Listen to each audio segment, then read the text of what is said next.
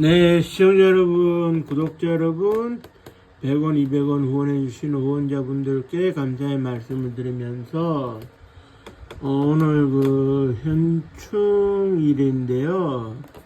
현충일을 맞이해가지고, 제가 지방에 잠시 갔다 왔는데, 당일치기로. 갔다 오면서, 국적은 다르겠지만, 어떤 장군의 충성심이 생각나가지고 방송을 한번 켜봤어요. 수나라 문제에 이어서 양제가 등극을 했는데 원래 이름이 양광이었죠. 그런데 이 사람이 좀 폭군이었어요. 그런데 이 사람의 필생의 사업이 고구려 평양성을 정복하는 일이었어요. 그런데 이 와중에 아기가 맞아떨어지지 않으니까 살수에서 우문술 장군이라든지 우중문이가 그때 최고 사령관이었는데 을지문덕한테 된통 당해가지고 소위 30만 5천 대군이 살수에서 제방뚝을 무너뜨리는 기습 공격으로 몰살을 당했어요. 그런데 여기서 재미난 것이 그때 당시에 수군 총사령관이었던 네호와 장군이 겁도 없이 평양성이 비어있는 줄 알고 들어가다가, 고건모하고 고승한테 얻어맞아가지고, 후퇴하는 길에 39,000이 몰살을 당했죠. 여기서 고건모, 고승은 이름을, 성씨를 보면 아시겠지만, 고씨, 고주몽의 후예들이고, 왕족들이에요. 그리고 고건문의 뒤에 왕이 되었다가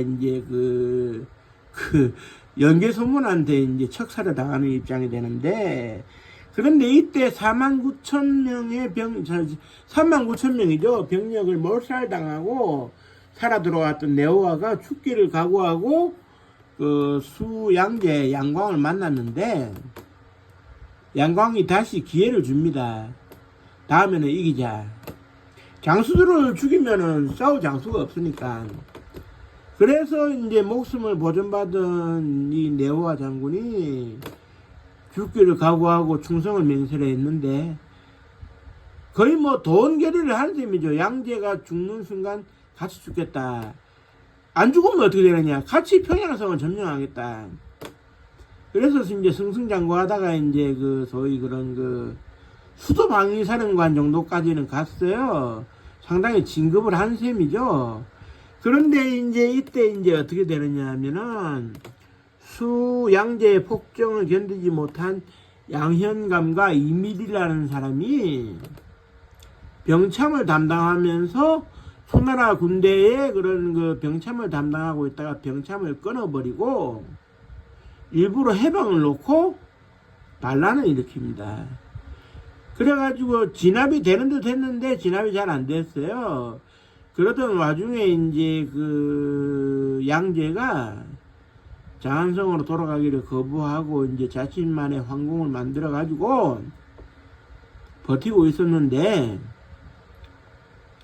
이때 양제 종노릇을 하던 소위 사돈지간이었던 우문술 장군의 아들들이었던 우문화급과 우문지급 형제가 있었는데, 이 두 사람이 그때 당시에 시위장, 즉 다시 말해서 경호실장 겸 왕궁 수비대장 역할을 하고 있었는데 반란을 일으킵니다.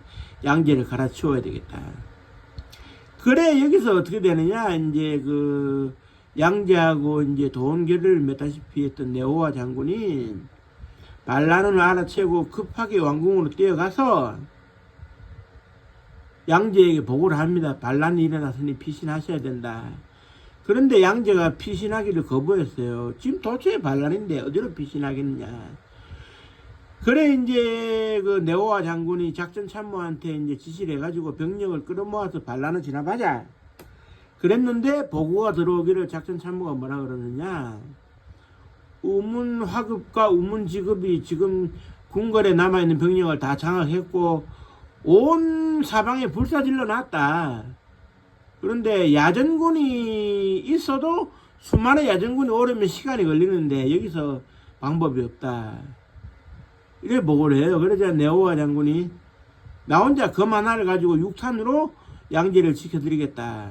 그런데 이게 말이 안 되는 것이 이미 이제 그 반란이 벌어졌고 그 왕궁에 이제 칼을 들고 있는 화살을 들고 있는 그 군인들은 전부 다 우문화급과 우문지급의 명령을 받으니 네오와 장군이 동원할 수 있는 병력이 100명도 안 되는 거예요. 사실 그렇지 않습니까?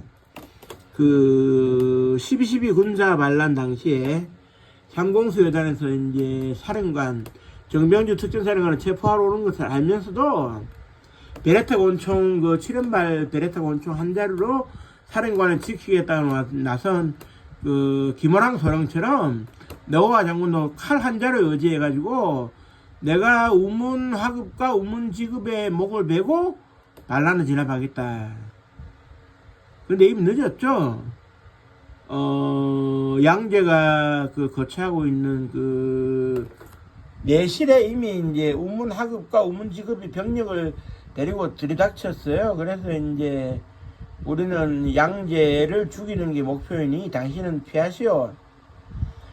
그런데 뭐 어떻게 하겠습니까? 네오와가 이놈들아 하늘이 두렵지도 않느냐. 왜 반란을 일으키느냐. 수제국을 어떻게 하려고 그러느냐. 너희들이 죽든 내가 죽든 둘 중에 하나를 하자 결판을 내자 했는데 그 네오와가 역부족이었죠. 이미 그 싸워봤자 우문화급과 우문지급의 명령을 받는 군인들밖에 없는 이 상황에서 그 같이 칼을 들고 싸워줄 수 있는 사람도 없고 그나마 몇십 명의 병력이라도 동원을 해서 궁성을 어떻게 역전시켜버리고 했던 독고 장군이 이미 살해당한 상황에서 네오와 장군이 혼자 있어 본들 수천 명의 군사를 상대는 못하는 거죠. 그래 이제 12.12 군사 반란 당시에도 그런 그 김호랑 소령이 7발의 비레타 권총으로 버텼지만 15명의 무장병력들한테 6발의 실탄을 맞고 사살됐는데 그리고 정병주 특전사령관은 그 질로 이제 이 뭡니까 저기 왼손에 이 왼손등에 이제 총상을 입고 체포가 됐는데 네오와 장군도 목이 댕강 잘렸어요. 그리고 양제는 이제 목이 매달려져 가지고 사망을 했는데 네오와 장군은 끝까지 말이지 황제인 양제를 지키려고 했어요. 자기를 여러 번 구해준 황제를 배신할 수는 없다. 그때 이미 우문화급과 우문지급이 행동이 수상하고 이거 군대의 움직임이 심상치 않은데 야전의 명령이 먹히지도 않는 것 같다는 이 불안감이 있었거든요. 그래서 독고 장군과 더불어서 이제 늘 불안감을 가지고 살았는데 이게 올 게 오니까 그런데 이제 우리가 이런 게 있지 않습니까? 충신불사이군이라는 말이 있지 않습니까? 충신은 두 임금을 섬기지 않는다. 하늘에 이제 태양이 두 개가 동시에 떠올 수 없다. 절대 지존은 한 사람이고 나는 그분을 위해서 목숨 바치겠다. 결정적인 대목에서 이제 그 네오와 장군이 뭐 미리 이제 손을 썼으면 야전군을 동원해서 항상 이제 그 출동 대비를 할 수 있었으면 뭐 수천 명의 반란군을 막을 수 있었겠지만 이때는 이런 상황이 되지를 못했고 마지막까지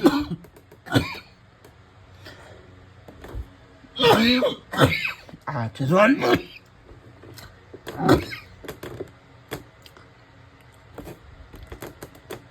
죄송합니다. 감기가 아직 떨어지지 않아가지고 마지막까지 네오와 장군은 충성심을 발휘하면서 양제의 앞길을 막아섰고 우문화급, 우문지급 형제와 칼싸움을 벌이려 했지만 이미 때는 늦었습니다. 그러나 네오와의 충성심이 널리 알려지게 되니까 이후 수나라 이후 등극한 나라가 이제 그 저기 고구려를 무너뜨리게 되고 백제를 무너뜨리게 된 당나라인데 당나라의 그 태조 이연이라든지 태종 이세민도 항상 내오와의 충성심을 강조를 했어요. 그런 군인들이 필요하다. 뭐 필요는 한데 뭐 이현은 병들어 죽었으니까 그렇다 치고 이세민은 고구려를 침략하다가 한쪽 눈을 상실하게 되고 몽롱탑에서 겨우 목숨을 부지한 상태에서 남긴 유언이 고구려를 절대 정복하러 가지 말아라. 근데 어쨌든 이 대목에서 내오와 장군이 김호랑 소련과 오버랩이 되는 게 왜 그런지 모르겠어요. 무의미한 저항이었지만 자기가 모시던 주군을 배신할 수는 없잖아요. 김호랑 소령의 경우에는 자기의 임무가 사령관을 보호하는 거기 때문에 사령관을 끝까지 지킨다고 했는데 그들의 영웅됨이라든지 그런 충성심은 저는 높이 사야 된다고 생각을 하거든요.